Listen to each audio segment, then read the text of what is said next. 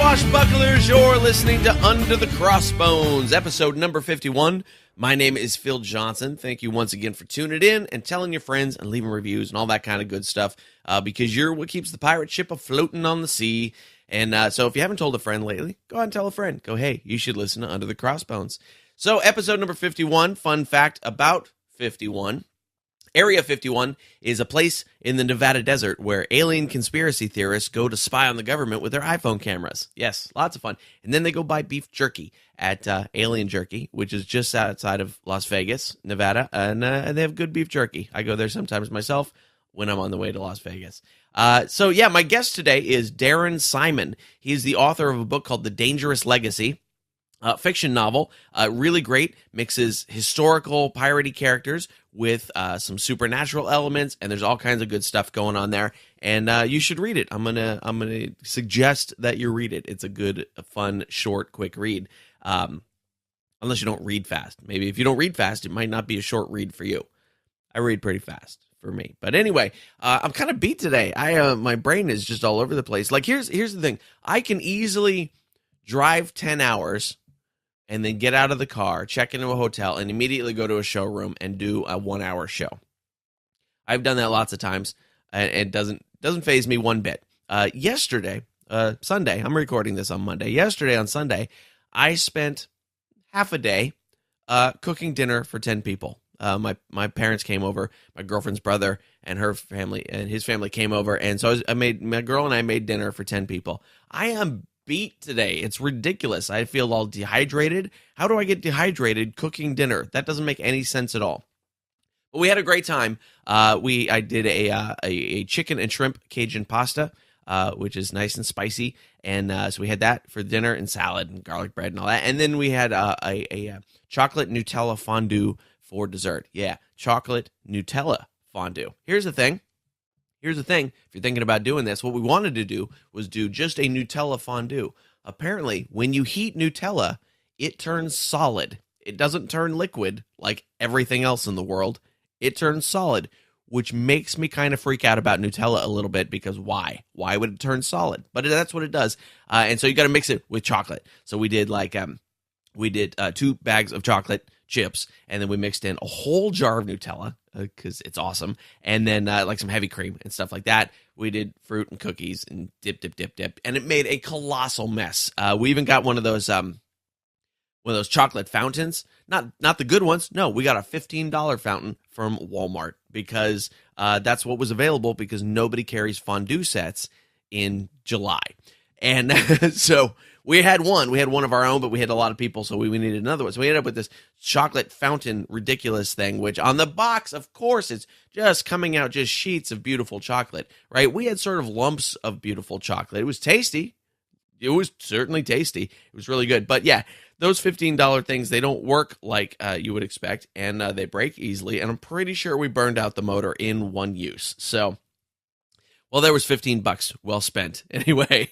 But yeah, it was a great evening. But man, I am beat. I don't know why I shouldn't be that beat just cooking dinner. It's ridiculous. Very strange. But I am getting back on the road this month. Weird thing. 3 weeks ago, I had almost no shows in August. I didn't know what I was going to do. Now I've got a billion shows in August. All right. And it's a weird mix of long sets, like long headlining hour sets, and then like little short festival sets and preparing for festival sets. So on any of these shows, I might be doing an hour. I might be doing 10 minutes. It depends on the show. All right. So here's the tour dates. August 2nd. That's Tuesday, August 2nd. That is today. If you're listening to this the day the show comes out, I'll be at the Vintage Lounge in Turlock, California.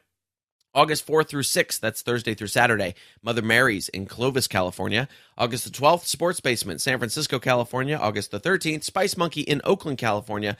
August 14 and 20, I'm doing private events. I'm doing a private birthday party, and I'm doing a corporate event. If you ever have one of those things and you need a good comedian, call me up, and we'll make it happen. August 15th and 16th, I will be at Flappers Comedy Club in Burbank, California, as part of the Burbank Comedy Festival. August the 17th, I will be at the Ice House Comedy Club in Pasadena, California.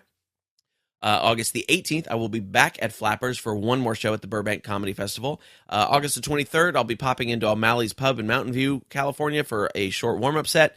August the 25th, same thing at the Blue Lagoon in Santa Cruz, California. August the 26th, I will be featuring for the wonderful Lori Kilmartin at the Lucky Penny. See how my mouth doesn't work? Dehydrated, right? August the 26th, opening, featuring for Lori Kilmartin, who's wonderful. That will be at the Lucky Penny Community Performing Arts Center in Napa, California. That's just hard to say. That's not my fault. August the 29th through September 3rd, I will be in Las Vegas, Nevada at the World Series of Comedy. My first show that week is going to be Tuesday, the 30th, on the 7 o'clock show, if I remember right. I just found out recently. And if I do well on that show, you'll see me later in the week in the semifinals and the finals for that festival. It's going to be fantastic, as always. And yeah, that's all California, Nevada stuff. But I'm going to be in Washington, Oregon, Florida, Illinois. All that's coming up. Go check out the tour dates. Go to underthecrossbones.com. Click the tour dates button. You can find out when I am coming near you, and we can get together and pirate out and listen to some jokes. Yeah. If you're digging the show, and I hope you are, make sure you catch up with us on Facebook at Under the Crossbones, Twitter at Under Crossbones, and because there's too many characters, you can put the in there. There's no room for the. Oh man, I'm gonna need a nap after this, I think. All right, and make sure all the show notes for this show are at underthecrossbones.com/051. If you want to support the show, and I hope you do, it's real easy. Go to underthecrossbones.com/support. Right there, there's a PayPal box where you can just dump a little donation in there, whatever you want. $5, 50 cents. That's weird. I don't even know if you can PayPal 50 cents. $1, $2, $5, $10, $20, $100, whatever you want to put in that box is good for me. There's a little Amazon banner there.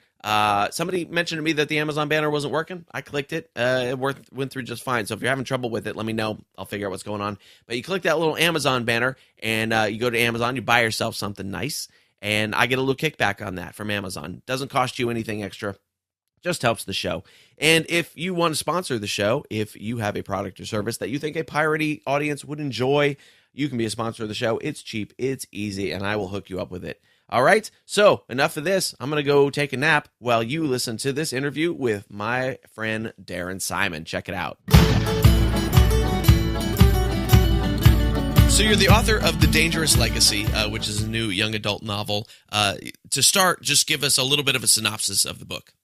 Well, it's a story about a young man by the name of Sam Avery, and for those who follow, pirate history, you might recognize the name Avery, and that was done on purpose. This young man happens to have a certain lineage that he doesn't know of. He's a young man in present time, a bit of a nerd, a violin-playing band geek, as he refers to himself, but he loves the ocean. And loves spending time at the ocean. It's where he feels best, even though he doesn't have a surfer kind of body, thin, kind of gawky young man. He just loves being at the ocean.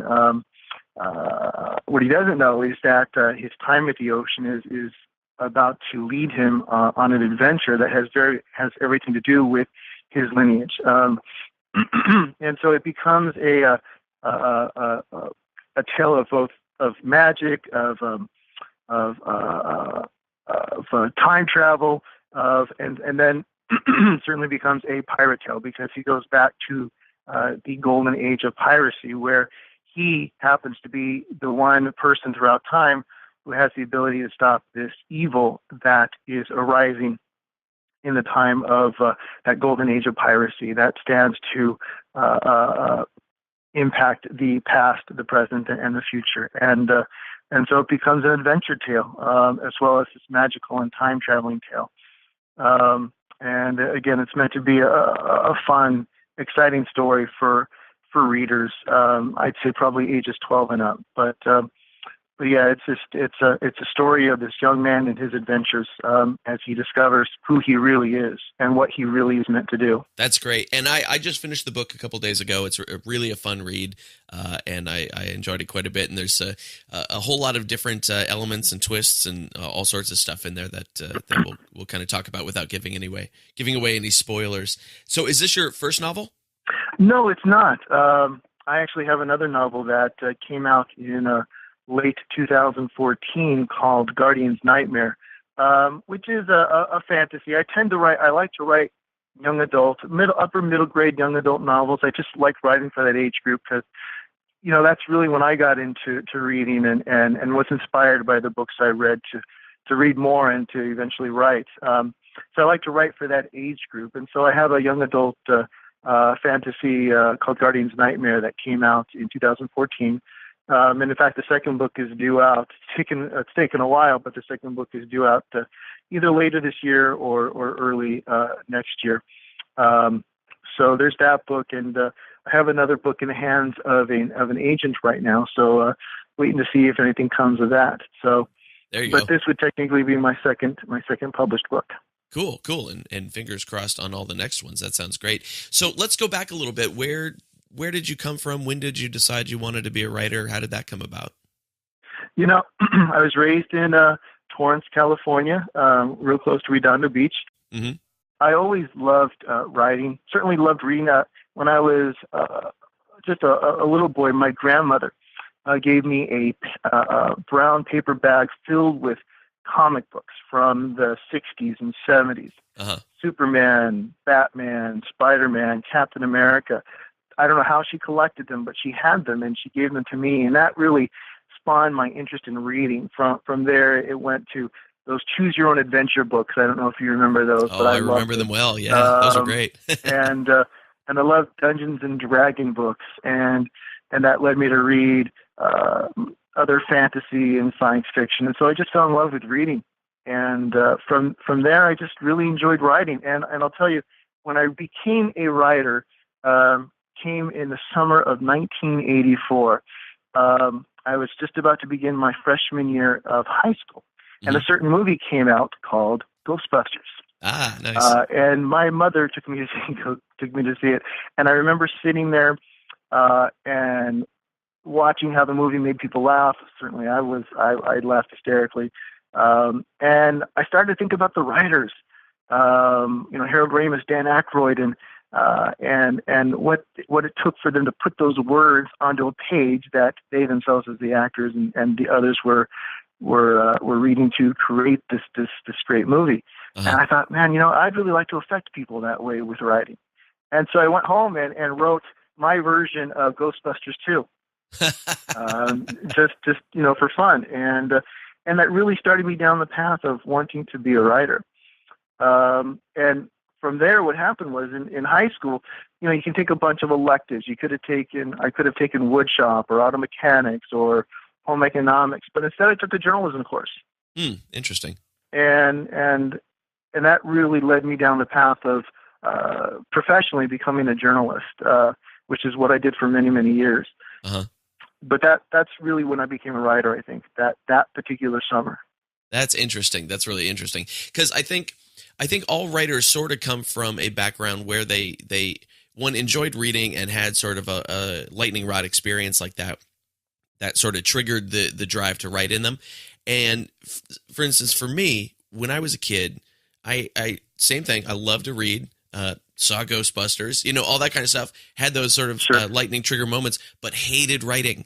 I was the kid that would sweat when the teacher wanted a 500-word essay. And, and I hated writing. I never enjoyed it. And yet that's what I do now in various sorts of forms of songs and comedy and books and articles. So now I somehow ended up there anyway, which, people have the different paths for sure. Yeah. And so I've always, the path to getting there has always been interesting to me. And it's almost the cause and effect of the enjoying it and ending up in writing is the inverse doesn't necessarily work, because there's lots of people who enjoy reading and enjoy the same movies and never have that desire to write. So I always wonder, where that little brain mental trigger comes from that forces us to foist our own creations upon humanity. I don't know if you would call it a calling, but I guess to some degree it is. I certainly think it was for me. And really what led me to become a newspaper journalist for all the years that I was a newspaper journalist and loved doing that. But even as I did that, I always knew I wanted to write fiction. And it just took a while for me to get there. But yeah, I just felt that need to do it. And I still do today. Nice. That's really great. So this novel is on. I'm trying to look at the publisher here. Telltale Publishing. Was your first novel with them as well? No, the first novel was with another small independent publisher called Divertier. Mm. And they'll be publishing the second book in that series as well. Nice. So, yeah. That's good. So what led you to writing a pirate story in particular? It's kind of interesting, I think. And I was looking at your website and how you had a fascination with pirates from a very early age. Uh-huh. For me, it was a little different. I liked reading about pirates, but it didn't fascinate me as much as other fantasy and science fiction. So I never really set out to write a pirate story. What happened was I love the ocean. I grew up on the ocean. To be honest, I was scared to death of waves until I turned 18, but somehow at age 18, went to the beach with my friends, and just from that moment on, fell in love with it. I needed to be at the ocean every day. I needed to be in the waves, surfing, body surfing, whatever. I needed it so much that I took sailing lessons. I took what little money I had and took sailing lessons, got licensed on a Newport 28 Nice. boat. And so just really loved the ocean. But as professionally, as life would lead me professionally, I ended up moving to California's desert Southwest, which is where I live now. Not a lot of water Far there. away. Yeah, not a lot of water. So I'm actually, where I live is about 130 miles from San Diego. Oh, okay. So getting to the beach is a bit of a task. Yeah. And so there was one summer where my family and I hadn't been able to get to the beach, and I was missing it. And I sat down by the computer and said, well, I'm just going to start writing about the water. And that led me to think about a time when I was younger where my friends and I were standing on the pier, and we made a bet to see who had the guts to jump off the pier, which none of us ended up doing. But that moment in time and that bet, which actually plays out in my book a little bit, led me to start writing about the ocean and that bet. And from there, it just, as I started putting page after page together, it became a pirate fantasy. Okay. And so that's how it started. That's great. One of the things I thought, there was a couple elements that I thought were really interesting. One was that there's a definite supernatural element of it, which could go all the way back to Ghostbusters. And the use of historical characters, historical pirates and things like that. What made you want to put those two particular elements together? Well, supernatural was just, I just saw it going that way. The story just kind of, that's the kind of writer I am, by the way. I don't tend to think a story all the way through. I see pieces of it. Mm-hmm. And as I piece it together, the story just kind of begins to flow and comes together. And the supernatural came first. Historical references came second. And what happened was, as I started to write this book, I realized, and I knew I wanted to take it in the direction of a pirate novel, a fantasy, but within the pirate realm, or pirate genre. I knew, I don't know anything about pirates. I can't write a pirate book. So I ended up taking I was, at the time I was part of with an organization called Savvy Authors. I don't know if you've heard of that or not, but no. It's a organization that offers classes. It does book promotions and things like that. Okay. One of the classes they offered was taught by somebody you had on episode 4, Cindy Villar. Oh yeah. Who's a historian on piracy, and she taught a class, and I ended up signing up for that class, and it was great. And she was a wonderful instructor, and I learned so much about piracy. Ended up getting every book I could find, nautical books, fiction books, historical books and so I read as much as I could. I took that class, and so I started to really learn about pirate lore, pirate language, the historical pirates and pirate hunters, and so I knew that had to be incorporated into the book. And at the same time, you had the Johnny Depp Pirates of the Caribbean movies. Sure. That focused on, through that you learn, Blackbeard and Port Royal. And so I wanted to focus on pirates that, while in the pirate world were very well known, those outside the pirate world wouldn't be as familiar. Right. And so I wanted to incorporate pirates like that, and some that just jumped at me, like Henry Avery, just jumped right out at me. Uh-huh. And I just thought he was the coolest pirate I'd ever heard of, but hadn't heard of before.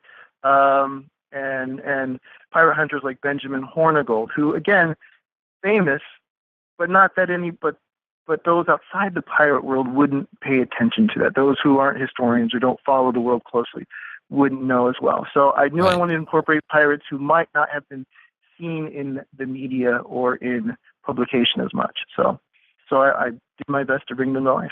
Yeah, and I thought they were deftly used, where you don't overplay them. They're pretty subtle characters, and they're well used, and it may make even someone reading it go, oh, I wonder if that guy's real, and then go look him up and find out that he's real, which then just adds an extra dimension to your story, which I think is really interesting. And so it obviously leaves off on a giant cliffhanger. And so how many more books are you planning for the series? Undecided. I'm writing the second book right now, but I haven't made the decision whether to leave it as a 2-book series or to take it to a 3-book series. Okay. So that's a decision still to come as I move toward the conclusion of the second book I'm writing. And the only reason why, and one reason why I might make it just a 2-book series is because there are other books I'm looking to write as well. And when you're a part-time writer, I have a full-time job. By the way, in water, I'm working government affairs on California water issues. Oh, nice. And then I teach college English. So my time to write is limited. So when you have a limited amount of time to write, it's difficult to give yourself over to a long-term series. When you have other ideas you want to pursue, other stories you want to pursue as well. So that might be the one reason why I would make it a 2-book series rather than a 3-book series. But man, if I had all the time in the world to write, as is my dream, by the way, as most writers would tell you, they'd love to do nothing else but write. Then I would love to have this be a longer series, and venture into other pirate series as well. Because I just fall in love with the pirate lore. Nice. And I am one of the other kind of writers that if I don't force myself to sit down and do it, it won't get done. I still once I'm into it, I enjoy it. But man, it just all right, I gotta write something today. I would much rather turn on my laptop and have it magically appear. I certainly understand that. See, when I write, I write late at night after my family has gone to sleep. And I just put on my music. I grew up in the 80s, and I love my 80s music. Nice. So I just put on the headphones and just enjoy the process. And I get as far as I can each night. And sometimes I get a lot done. Sometimes I get a couple pages done. But I just enjoy the process and enjoy listening to music as I write. So that's interesting. Now, what kind of music are you listening to? I'm an 80s kid too, so specifically, what kind of 80s music are you listening to at the time? 80s rock. I love Rush. Okay. I love the Police. I love Van Halen. I love Genesis and Phil Collins on his own. I just, all of that stuff. Nice. Yeah, we're on the same page there. Now, that's interesting because I cannot write with music on. Maybe it's because I'm a musician in my background that my ear is completely drawn to details of the music rather than what I'm writing. But I almost work completely the opposite of you in that I write first thing in the morning, or it doesn't get done, and I listen to either white noise or binaural beats. When I'm writing something that is extremely static in the background and just really tunes out the world rather than tuning it in. And like I said, I think that's just because I'm a musician by trade, and the listening to music, my ear just goes to the music instead. But everybody's got their own sort of setup and sequence of doing things, which I always think is really interesting. Yeah, when I give presentations about writing, at libraries and schools and things like that, I just tell people, just have fun with it. Do whatever it takes to make it fun and not a chore. Because the last thing you want to do is something that's a chore. Yeah. So whatever you can do. Yep. I'm usually more apt to do chores instead of my writing. Like, wow, man, those dishes need to be washed. So tell me a little bit about how when you were looking for a publisher for both of these books, how did you end up at the publishers that you ended up with?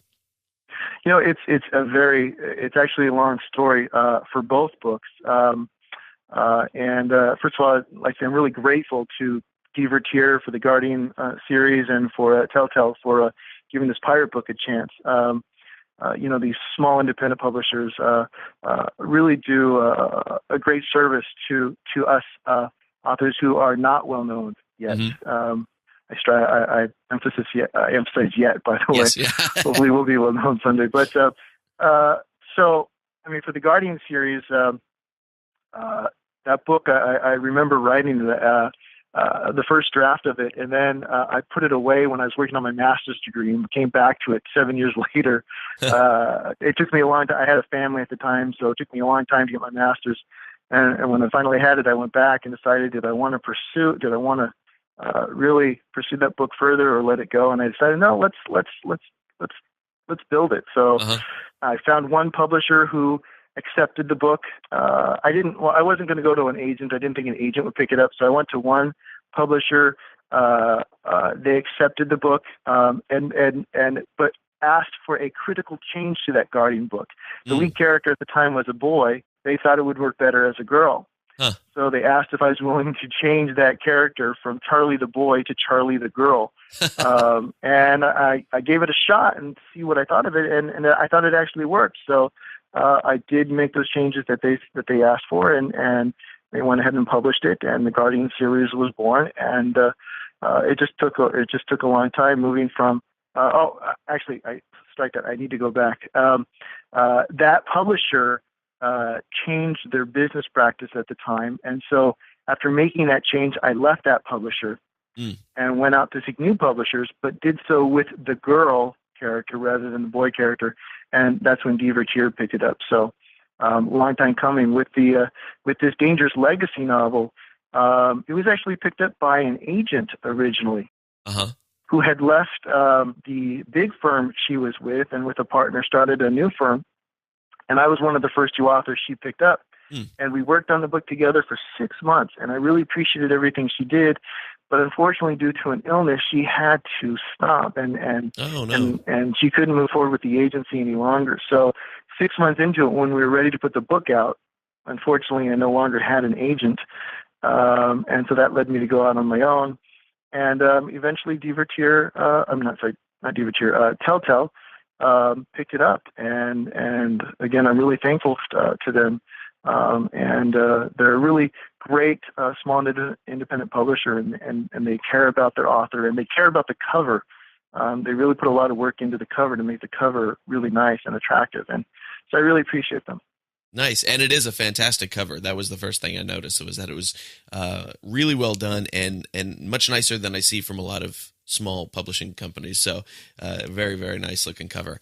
So that's great. So I imagine the book is on Amazon as well as your other one. The book is on Amazon as well as the Guardians and Barnes and Noble website as well. So that's where people outside of my community get it. In my community, the local bookstore obviously has it, and the college where I teach has the book. But for those outside my area, it's certainly it's Amazon or Barnes and Noble. Fantastic. Or on the Telltale Publishing site.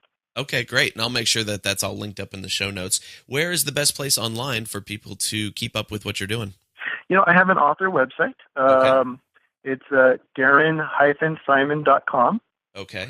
And I have a blog that I keep up on that, and also the latest news on the book. Like I just had an article on writing a pirate novel published in the magazine that Cindy Villar puts out. Nice. And had a very nice review from a guest reviewer in that magazine as well. So you can find that article on my website.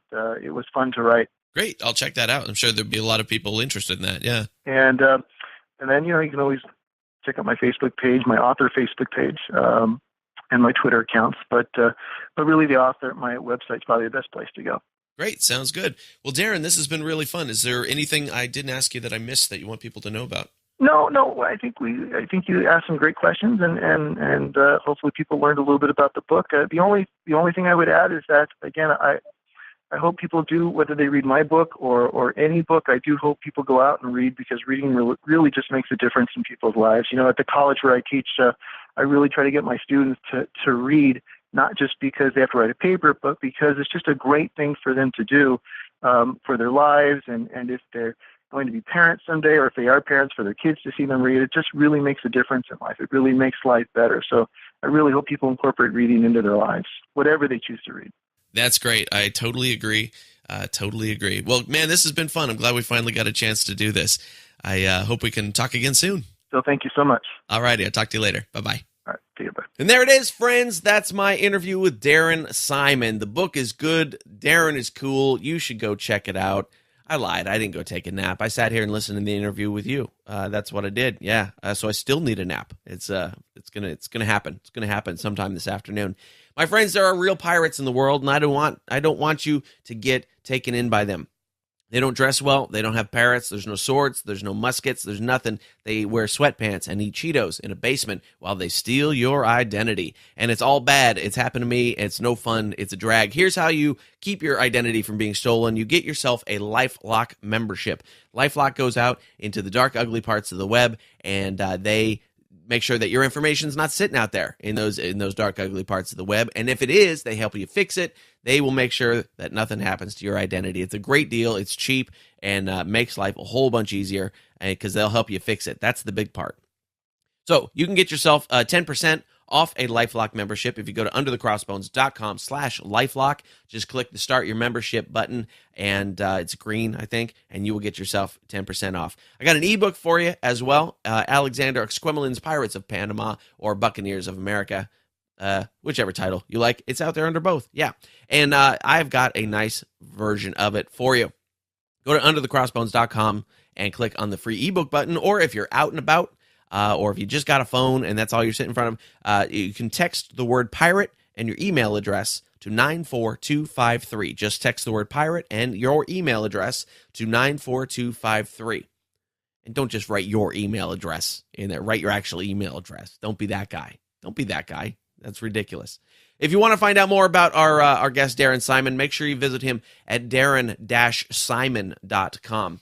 And make sure you put the dash in there, because I checked. If you just go to darrensimon.com, you get some jerk who's squatting on the domain trying to ask $1,900 for it, because those people are out there too. Yeah, I don't like domain squatters. They're idiots. By the way, Darren is 2 R's and an E, Darren. So darren-simon.com. Make sure to check that out. We got comedy and music today. Comedy today from my buddy Chris Storin, who is one of my favorite comics, and he plays music too. We've jammed together a few times and everything. And he goes out and he does the big rooms he goes out with Felipe Esparza a whole bunch and things like that. So we're gonna hear some comedy from Chris Storin. Very funny dude, super nice guy, one of the nicest guys I know. And we're gonna hear some music from a band called the Liberal Rednecks with their song called "We Were One." And it's not a political song. He sent me a political song too, but I if we're going to talk politics in this show, it's going to be politics from 1718. You know, that's what's going to happen here. Anyway, so we got a song from the Liberal Redneck called "We Were One." The singer is my pal Jimmy Goings. It's fairly fun stuff. You're going to dig it. And here we go. Ready? Comedy from Chris Storin, music from the Liberal Rednecks. Let's do it. I'm glad to be back home in California, in the Bay. It's a beautiful place here. I was just in Texas, man. They don't even know what a Filipino is. I got in an argument with this hillbilly. He was trying to tell me a Filipino was a pepper. Well, they're right next to the jalapenos, Filipino.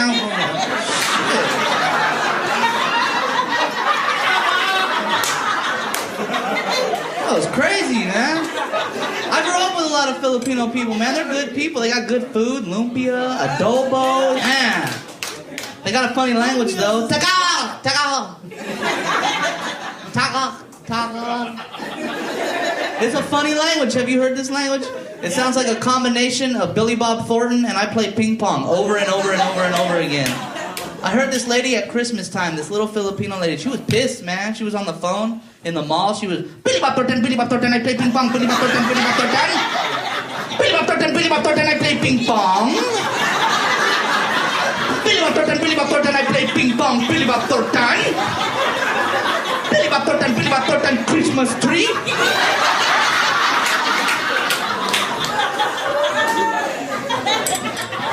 Billy Bob Thornton, Manny Pacquiao.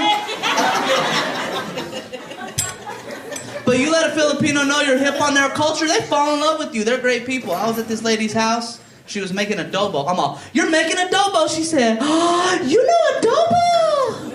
You know adobo? Billy Bob Thornton, adobo.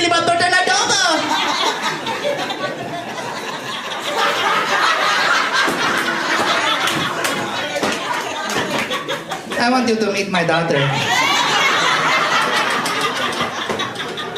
I met the lady's daughter, it backfired on me. It was a scientific miracle, man. Usually Filipino girls are tiny. She was like the Filipino Yao Ming, man.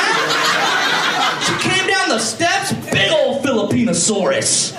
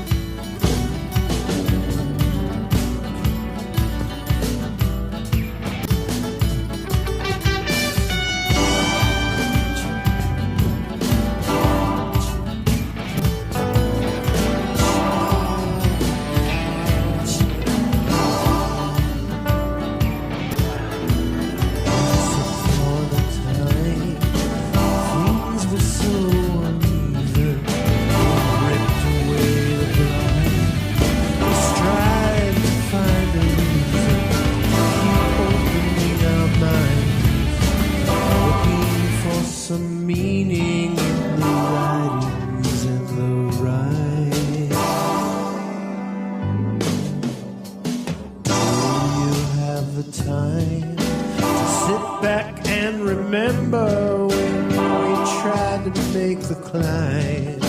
Time went on forever. No one tried to chop it up, sell it by the minute.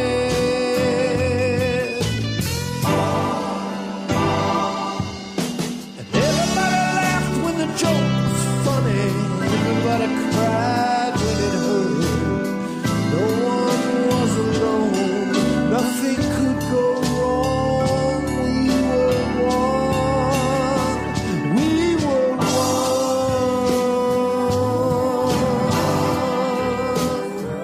We were one.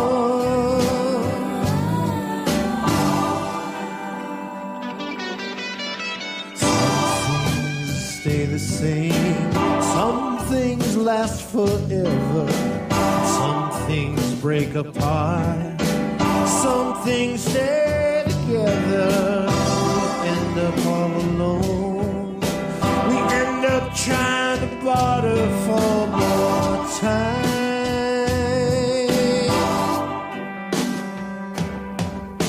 And everybody laughs when the joke is funny. Everybody cries when it hurts.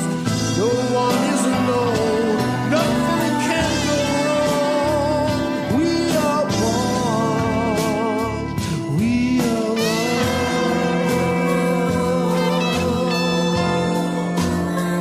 We were once one. Once one.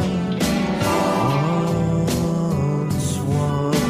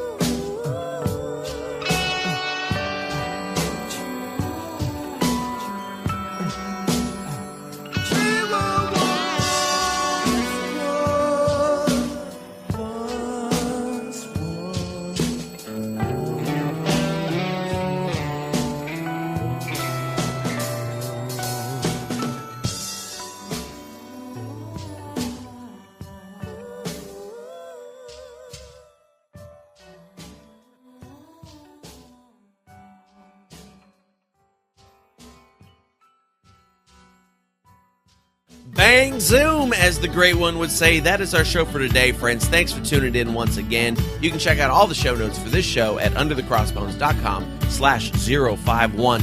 If you want to buy some books and get to know Darren Simon a little bit better, go to darren-simon.com, and you can check him out there. That's Darren, Darren-Simon. If you want to hear more from Chris Storin, and I know you do, go to chrisstorin.com. That's Storin. Chris, spelled like Chris, easy deal. Yeah. And if you want to check out more from Jimmy Goings and the Liberal Rednecks featuring Tony Baker and Peter Newsman, go to facebook.com/Jimmy Goings. Goings, spelled like Goings. Yeah, all right. So keep telling your friends. Leave those nice 5-star reviews for us over at iTunes. That's a big help. Make sure that you're subscribed so you get all the episodes just automatically downloaded to your favorite device, and everything is good from there. I will see you next Tuesday. Check out the show notes underthecrossbones.com/051. Until next week, nap time.